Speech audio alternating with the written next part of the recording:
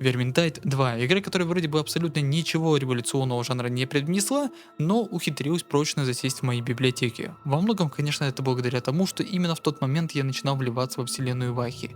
Да, я знаю, есть там всякие Fantasy Battles, есть Age of Sigmar, есть там Сороковник и так далее, но когда я только начал интересоваться в целом Вахой, я хватал абсолютно все подряд, что хоть как-то было связано со вселенной Вархаммера. На момент написания этого сценария у меня уже более 519 часов в игре. Безусловно, по меркам задротов это, конечно, абсолютная мелочь, но для меня это показатель. Обычно я не задерживаюсь надолго, а сюда возвращаюсь и по сей день с огромнейшим удовольствием. В игре 5 персонажей: Виктор, Сиена, Кириллиан, Бардин и Крубер. У каждого из них уникальные способности, уникальный стиль ведения боя. У каждого из них, конечно, есть разные карьеры, это некие воплощения, которые меняют им способности, стиль боя и в том числе внешний вид.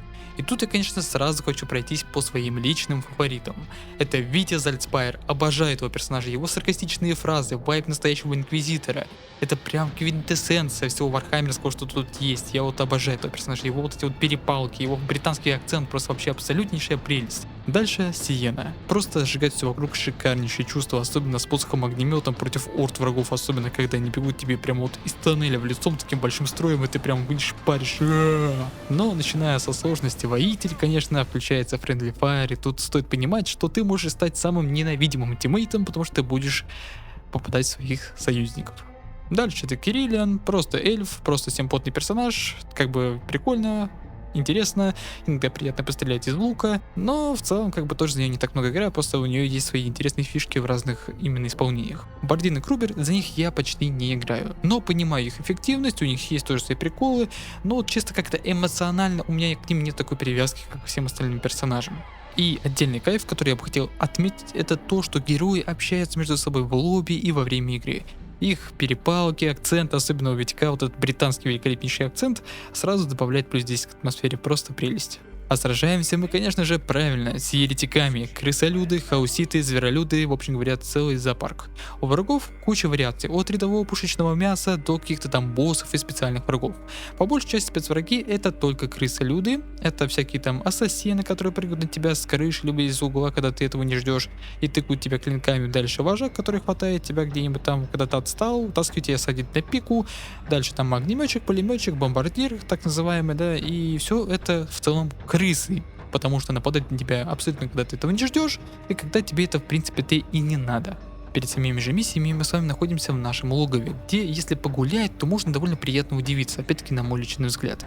Здесь довольно неплохо все проработано и довольно приятная атмосфера. То есть ты вот можешь погулять, найти там трофейный зал, комнаты разных персонажей со своим собственным бытом и оформлением, можно развесить свои картины, которые ты находишь во время боя, и в целом выглядит все довольно живо и атмосферно. Безусловно, было бы круто, когда ты играешь, допустим, один с ботами, чтобы там эти сами боты ходили, как-то взаимодействовали, и с ними можно было бы поговорить. Но это как раз таки реализовать в Dark Tide, когда там все вокруг ходят, но там как-то нет такого ощущения, что все между собой как-то переговариваются, а здесь это как бы, знаете, все-таки добавляет довольно приятной атмосферы. Да, можно поговорить с тем же самым продавцом, который у нас стоит там, подойти к лавке, с ним побазарить, там, купить у него всякие штуки, но в целом это все-таки немножко не то. В общем говоря, атмосфера именно в самом лобби довольно прикольная, классная, но хотелось бы какой-то живости чуть побольше. Миссии в целом сводятся к тому, что нам с вами надо пройти из точки А в точку Б и что-то там по пути сделать. Взорвать, найти, уничтожить, дотащить, перетащить. Да, безусловно, это очень однообразно, но встречается действительно интересный сценарий. Например, сюжетка с новой карьерой Сиены Некроманта. Там довольно интересные загадки, очень необычные решения по атмосфере, финальная битва вообще заслуживает отдельного какого-то внимания, на мой личный взгляд. Хотелось бы побольше такого. Опять-таки, да, есть такие миссии, но, к сожалению, их не так много. Для разнообразия есть еще дополнительная ветка именно развития по ветрам магии, пустошам хаоса, которые являются отдельными DLC, и разные ивенты. Один из моих самых любимых — это миссия в полной темноте, где у вас на команду один факел, и вы просто пытаетесь пройти до самого конца, абсолютно ничего не видя, сражаясь с этими толпами врагов. В общем говоря, атмосфера до жути, очень напряженная, атмосферная и бывает порой смешная. Ну и конечно же уровни сложности. Хочешь какого-то челленджа, берешь, поднимаешься выше по уровню сложности, враги становятся сильнее, ну и команда, соответственно, должна быть более слаженная. Здесь исключено вообще хоть как-то играть с ботами, потому что они периодически могут вообще все заруинить, особенно если тебя положат, они всеми силами будут пытаться тебя поднять, как итог ты просто проиграешь эту миссию. Поэтому исключительно только со своими там тиммейтами, либо даже с рандомами можно попробовать. Во время этих же миссий можно собирать фолианты, гримуары, за которые вы получите больше вознаграждений и лучший сундук, из которого вы получите лут. Сам же лут можно переработать, улучшить, сменить ему скин, перекинуть разные там перки, улучшения и так далее. Это касается там всяких улучшающих оберегов, всякого оружия и т.д. и т.п. На персонажей тоже есть скины.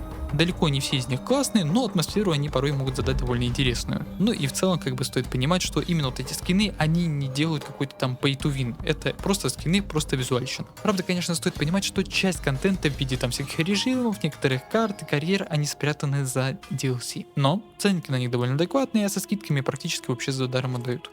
Есть еще один режим, который я обошел, это Versus, где одна команда играет за героев, а вторая играет за этих спецов, так называемых крыс. Идея классная, но лично мне не зашло. PvP в целом как-то не особо мое, да и дисбаланс, да и читеры иногда встречаются. В общем, задумка сильная, но реализация довольно спорная. Ну или в целом это не мой жанр. Визуальная игра выглядит достойно даже сейчас, хоть и не хватает каких-то там звезд с небес. Карты атмосферные, иногда даже с динамическими изменениями в виде погоды или времени суток. Музыка Яспера Кьюда здесь это отдельный поклон. Она качает не только спокойные моменты, но и во время боя. Здесь ему действительно отдельный поклон. Постарался и здесь, постарался и в Дарктайде. Просто отдельные аплодисменты, спасибо тебе огромное. Но также хотелось бы и выразить благодарность самим разработчикам, ведь до сих пор они поддерживают игру, выпускают обновления, подфиксы и новые DLC.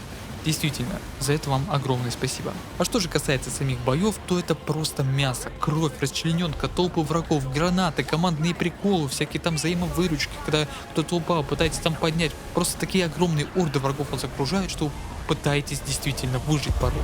Вот ради этого игра и раскрывается максимально. Да, можно играть, как я говорил ранее, с ботами, но это уже совсем не тот уровень фана и в целом порой бывает крайне сложно.